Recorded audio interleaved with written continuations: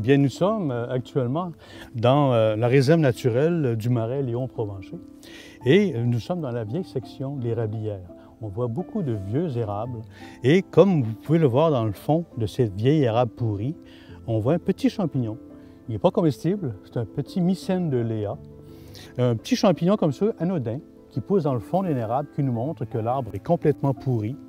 L'arbre va finalement tomber avec le temps, victime de la pourriture interne, et il va faire une trouée dans l'érablière et qui va générer suffisamment de lumière pour que la régénération puisse le remplacer éventuellement.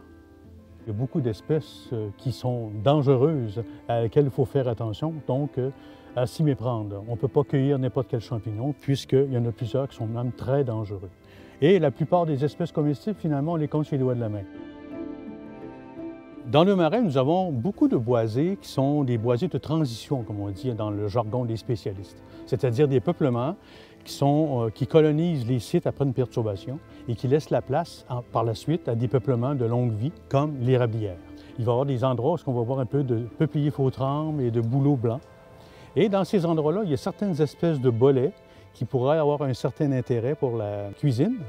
Mais généralement, le champignon vedette qu'on pourrait trouver ici, ce serait sous les tuyas, où pousse le lactaire des tuyas, de par sa belle couleur orangée.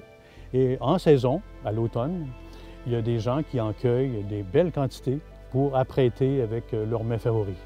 Les chevreuils, en particulier, mangent aussi beaucoup d'espèces de champignons.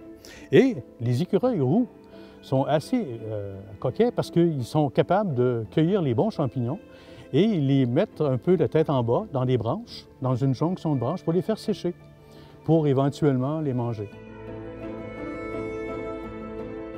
À l'automne, lorsque les feuilles tombent, on voit que les arbres se préparent pour passer l'hiver et toute la réserve de glucides accumulés durant l'été est transmise vers les racines.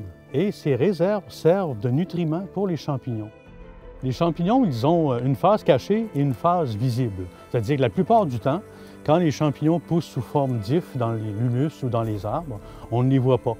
Et ce n'est qu'à l'automne, généralement, où on voit apparaître les fructifications, qui complètent leur cycle de développement en faisant fructifier ou en faisant disperser le spore pour assurer la survie de l'espèce. Contrairement à ce que les gens peuvent imaginer, dans les érablières, il n'y a pas beaucoup de champignons. La raison est simple, c'est que les champignons qui poussent en association avec les érables sont des endomycorhizes, donc des champignons microscopiques qu'on ne voit jamais à la surface du sol. Les seuls champignons qu'on va voir, ce sont ceux qui vont être associés aux essences compagnes, comme par exemple les chênes, les hêtres, les frênes. À ce moment-là, ces champignons-là sont davantage des ectomycorhizes, donc des champignons qui font des champignons visibles qui poussent dans l'humus. Et de ce fait, c'est grâce à ces espèces compagnes qu'on peut trouver quelques rares champignons dans les érablières. Donc voici, vous avez quelques rares spécimens en ce temps-ci de l'année, au mois de juillet. Il n'y a pas beaucoup de champignons, surtout dans les érablières. Mais quand le temps est humide, on peut voir des petits hygrophores reconnaissables à ces couleurs particulièrement lumineuses. Il y a le hygrophore ponceau qui est rouge vif. Il y a celui-ci qui est un petit peu différent. Il y en a des blancs et ils sont reconnaissables à leurs lames très espacées.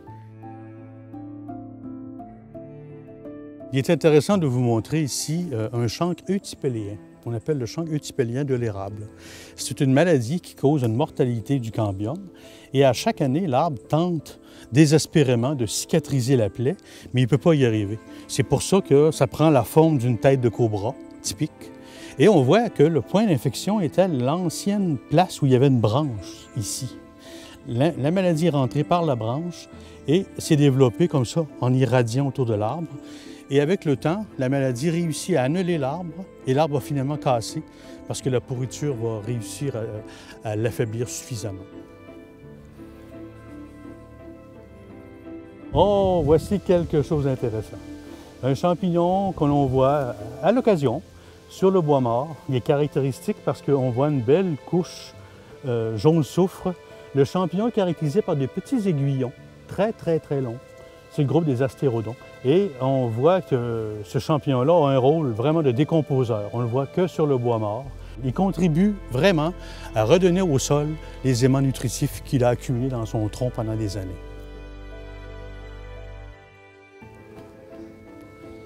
On appelle ça le polypore à feu, le Phellinus ignarius. C'est un champignon qui pousse sur les feuillus en général. Il cause une carie de cœur. C'est un champignon normal qu'on voit dans les vieux arbres et qui contribue au renouvellement des forêts. Si on le coupait en deux, par exemple, on pourrait voir qu'il y a, un peu comme un livre qu'on ouvre, on pourrait voir qu'il a peut-être 10 ou 15 ans. Et celui-là ici, il commence. Il y a une forme avortée au début.